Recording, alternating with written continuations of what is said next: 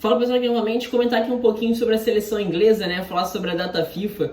Meu amigo Thor americano aí, meu amigo da época do ensino médio, comentou há uma semana atrás, mais ou menos, perguntando se eu ia fazer algum vídeo sobre a data FIFA. Eu não tenho costume de falar sobre a data FIFA no canal, né? Eu acho que eu tenho um vídeo lá nos primórdios do canal ainda, né? Mas eu vi os jogos da Inglaterra um pouquinho depois, né? Vou abordar sobre a seleção inglesa, como vocês estão vendo aí no vídeo. E como foi uma convocação um pouco diferente, né? Muitas peças fora, alguns jogadores que não são geralmente titulares, ganharam oportunidades, né? Jogadores jovens, né? Fiz um vídeo falando sobre Declan Rice, por exemplo. E eu quero comentar aqui um pouquinho sobre isso, né? Essa Inglaterra um pouquinho diferente nesses 3 jogos, ganhou os 3 jogos, ganhou bem até os 3 jogos, né? Eu não vi o primeiro, né? Contra o San Marino. Eu vi o jogo contra a Polônia, que foi o de ontem, e o jogo contra a Albânia, que foi de domingo, né? E tirando ali, não vi o primeiro, tá? Mas tirando o segundo tempo contra a Albânia, eu acho que o saldo como um todo, de novo, não vi o primeiro jogo, mas foi contra uma equipe de um nível muito menor, é muito complicado de fazer qualquer avaliação.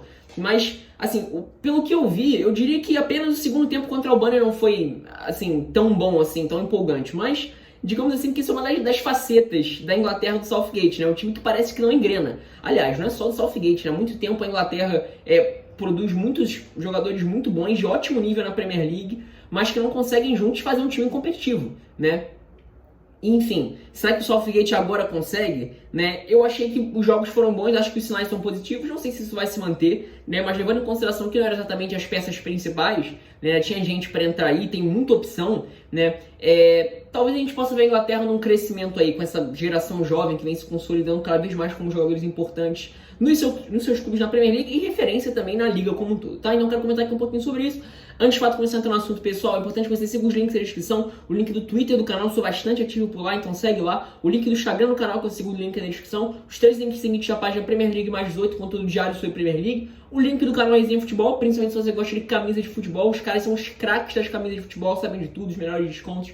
Confere lá. E por último, mas não menos importante, o link do canal do amigo Gabigol, Gabriel Abramovic, sobre o Flamengo. Então, se você é torcedor rubro-negro, se você gosta de futebol brasileiro, confere lá, dá uma força pra ele. Canal muito legal, muito simpático ele. Vocês vão gostar, tá? Bom, pessoal, então vamos lá, né?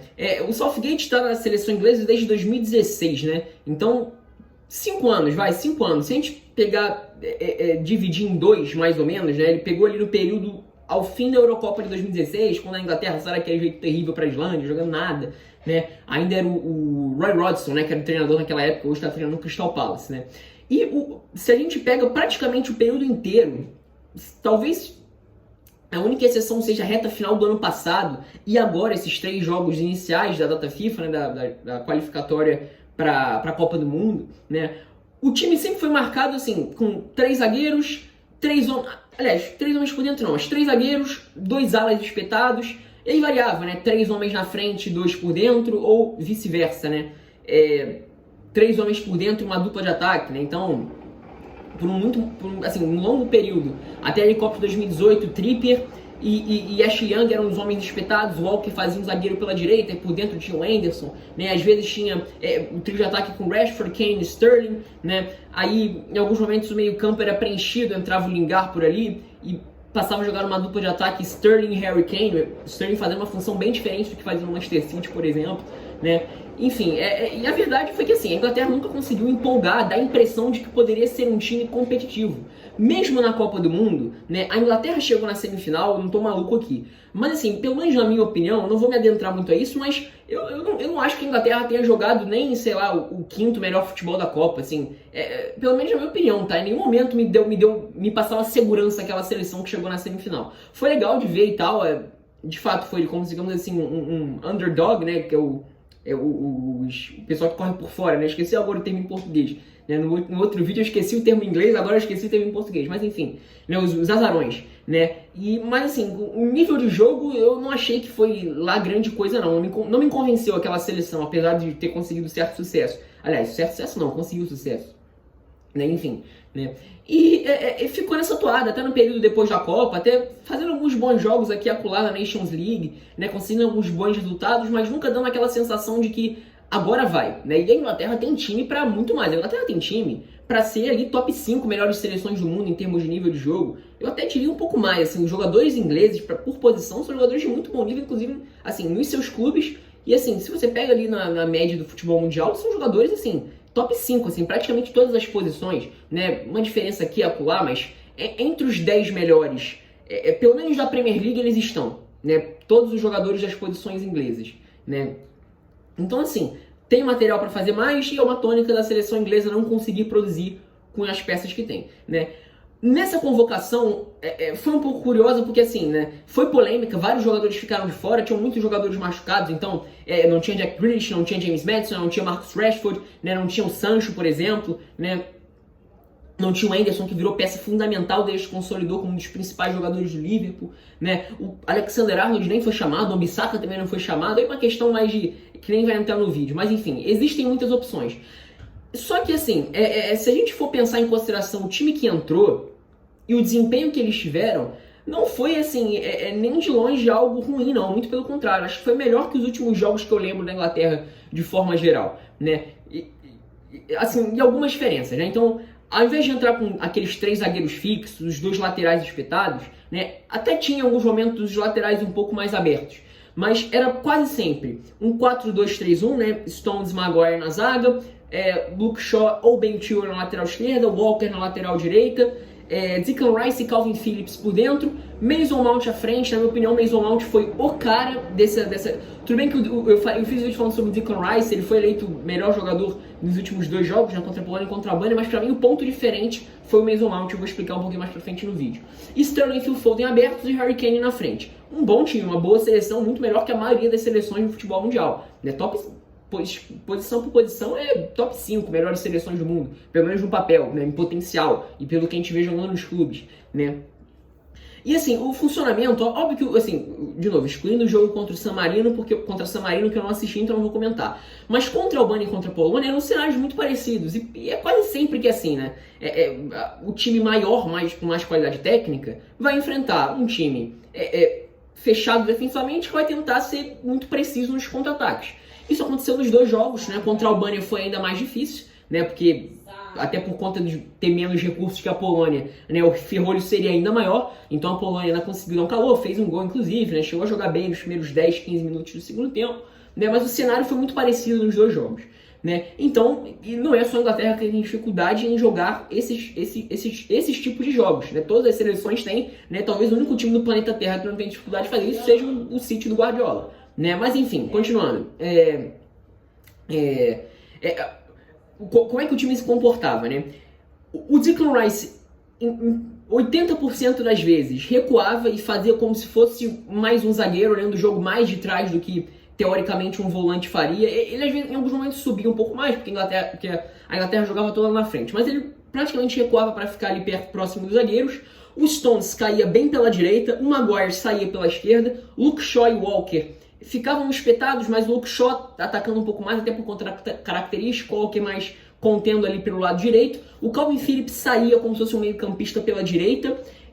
Phil Foden e Sterling, em alguns momentos eles chegaram a jogar com os pés para jogar como se fossem pontas, para atacar a linha de fundo, mas o que funcionou melhor foram eles jogando com o pé trocado, o Harry Kane ali como centroavante, né, e o Mason Mount como se fosse esse cara para circular ali nas costas dos volantes adversários, né. Isso foi de suma importância praticamente durante assim, os 180 minutos, né, se a gente for contar as 2 partidas, para conseguir justamente gerar as situações, né? Seja de forma direta, dele mesmo conseguindo algum passe, se deslocando para receber uma bola, seja de forma indireta, puxando a marcação, se entendendo com os companheiros, né, conseguindo gerar espaço para os companheiros fazerem as jogadas, e principalmente o Sterling, né? O lado esquerdo acho que funcionou muito bem, né? O Harry Kane numa função um pouco diferente, né? No Tottenham ele é um armador que vai receber a bola no meio campo, né? Até por conta do cenário, não foi bem assim que ele fez nos jogos, mas assim, eu gostei de ver o envolvimento assim, do Southgate conseguir envolver o Harry Kane nas tramas de criação mesmo, de armação, de puxar em muitos momentos a marcação e permitir a penetração dos jogadores, principalmente o Sterling, né? Acho que o Sterling, individualmente falando, foi o cara que mais conseguiu desequilibrar com talento próprio. Ele foi muito bem, muito bem. A questão sempre do Sterling é a tomada de decisão, é o último passe, é a finalização, é tomar a decisão correta, mas ele desequilibrou em vários momentos dos jogos com muita facilidade, mas sempre muito bem auxiliado pelo Mason Mount, como eu falei. O Mason Mount foi essencial nesses movimentos de confundir a defesa, de ser opção de passe o tempo todo, assim, de não deixar nenhum jogador do setor ofensivo desamparado. Acho que ele funcionou muito bem dessa forma, né? Um ponto negativo eu acho que foi o Phil Foden, né? Apesar de ele ter conseguido algumas jogadas em diagonal, né, partindo da direita para dentro, né, ele que é canhoto, então faz essa diagonal do lado contrário do Sterling, né? Eu achei que ele produziu muito pouco, ele foi quase sempre muito bem marcado, e em alguns momentos eu achei que ele estava muito distante ali da zona onde aconteciam as coisas, e assim, a maior parte da produção do Phil Foden vinha justamente com as aproximações do Mason Mount. Então eu acho que assim, eu falei do Declan Rice, mas assistindo o jogo contra a Polônia, e assistindo, na época, no momento que eu fiz o vídeo sobre o Declan Rice, eu não tinha assistido o primeiro tempo contra a Albânia, né? Pra mim, o Mason Mount foi assim, a melhor notícia que a Inglaterra teve nessa data FIFA. Até mais que o Declan Rice, apesar de ter sido eleito o melhor jogador, né? Ele foi muito bem, eu acho que ele deu uma cara muito diferente de uma seleção que parecia muito engessada em muitos momentos. Ele conseguiu justamente dar esse diferencial, esse movimento de justamente quebrar a marcação, incomodar a marcação, deixar os marcadores desconfortáveis, né? Então eu vou fazer uma perseguição a ele, mas aí eu vou abrir espaço para uma infiltração do Sterling, ou eu vou deixar, por exemplo, o Harry Kane com um pouco mais de espaço para receber, girar e bater pro gol, ou de fazer o pivô e permitir que ele sirva algum outro companheiro. Isso, assim, eu acho que o Mason Mount foi o ponto diferente, assim, foi o diferencial nessa seleção para ter mudado um pouco meu pensamento em relação ao que coletivamente a Inglaterra pode produzir quando tem assim, um coletivo bem montado, quando as coisas conseguem ficar minimamente ajeitadas. Acho que o Mason Mount foi essencial nesse sentido, essencial. Outro ponto interessante, né, antes de comentar sobre esse ponto interessante, Luke Shaw novamente jogando muito bem, bom se destacar, né, talvez seja o melhor lateral esquerdo da temporada, disputando ali com o Robertson, né? Há de se lembrar que o Robertson fez uma primeira metade muito boa, né? Talvez tenha sido o melhor jogador do Liverpool ao lado do Mané na primeira metade, mas o Luke Shaw, talvez assim, como um todo, né? A reta dele foi exponencial o crescimento dele em 2021, talvez ele seja o melhor lateral da Premier League no ano de 2021. E foi decisivo, né? Dando um passe na cabeça do Harry Kane no lance no gol contra a Albânia. E vale lembrar que nesse lance é justamente o que acontece esse entendimento, né, do Mason Mount com o Sterling, com o lateral pela esquerda, né, o Mount, de novo, com seu fôlego absurdo. Isso é outra das funções mais importantes que ele desempenha, né, conseguir recuperar a bola ou incomodar a saída de bola em todas as faixas ali perigosas para o adversário, seja pela esquerda, seja pelo lado direito. Nesse lance do gol da Albânia, ele recupera pelo lado esquerdo, rapidamente consegue servir o Sterling contra o Luke Shaw para ele botar na cabeça do Harry Kane dentro da área. Aí vai a qualidade técnica do artilheiro inglês também, né, do centroavante inglês. Agora, outro ponto que não dá para não falar, né, foi o Calvin Phillips. Assim, o Calvin Phillips na segunda divisão inglesa, no Leeds, especialmente na segunda divisão inglesa, né, ele era um jogador, eu já cheguei a falar isso em alguns momentos, ainda na temporada passada, né, em 2019 ainda, quando o Leeds estava na segunda divisão, né, o Calvin Phillips era um dos jogadores, assim, mais belos de se ver jogar na Championship, assim, de um nível muito bom de se ver, era muito bom ver ele jogar, né, óbvio, também tinha mais espaço, né, o ritmo de jogo é um pouco diferente em alguns momentos, o nível é muito mais baixo, então não tem comparação, né? Na Premier League é um pouco mais difícil em que assim, esse fator técnico chame tanta atenção como chamava na segunda divisão. Ele tem menos tempo, né? Ele era o cara que recebia a bola da defesa e carimbava, encontrava qualquer companheiro em qualquer faixa do campo, né?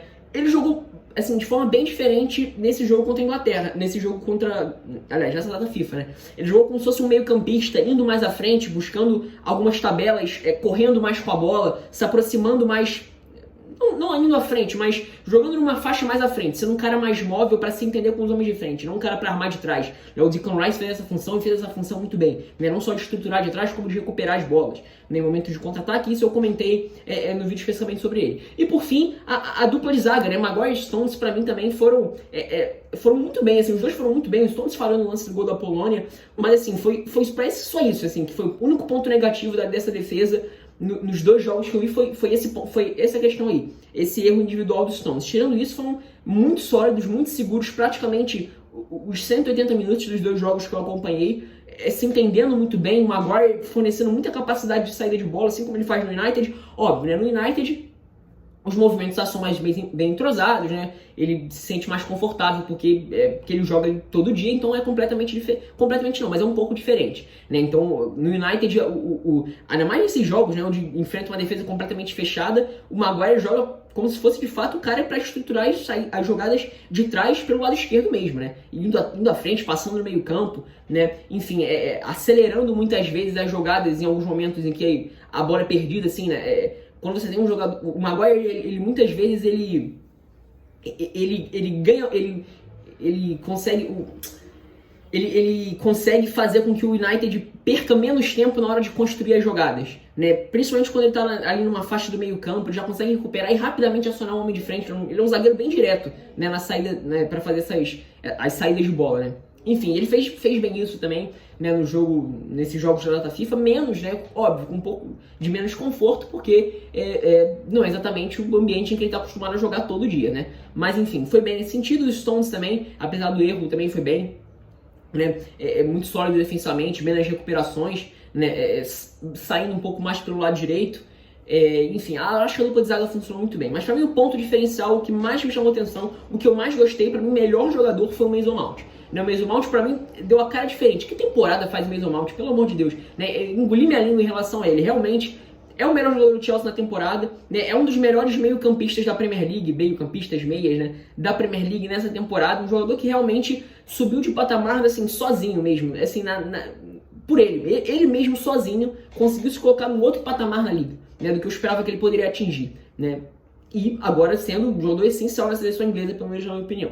Tá? Então é isso, a seleção tem muito potencial, né? Falei desse pessoal que jogou, né? Como eu falei no início do vídeo, aí falta Marcus Rashford, Jack Grealish, tem James Maddison, Jadon Sancho, altíssimo nível, o Arnold, que não tem muito espaço com o Southgate, mas é um jogador que desequilibra jogos, um lateral que, se bem postado ali, tem como, assim, agregar 200% no estilo de jogo. Então, assim, ainda tem o Henderson para voltar, então tem muitas alternativas. Essa seleção tem muito potencial. E eu acho que, pelo menos nesses jogos que eu assisti, nessa data FIFA, a sensação foi um pouco melhor. Pelo menos na minha opinião. Não sei qual foi a opinião de vocês, sinta-se livre para concordar ou discordar nos comentários. Se você quiser agregar alguma coisa aí no vídeo, dá o like se você gostou, compartilhar com seus amigos, se inscrever no canal e clicar no sininho para receber as notificações quando eu postar vídeo, tá? É isso, espero que tenham gostado.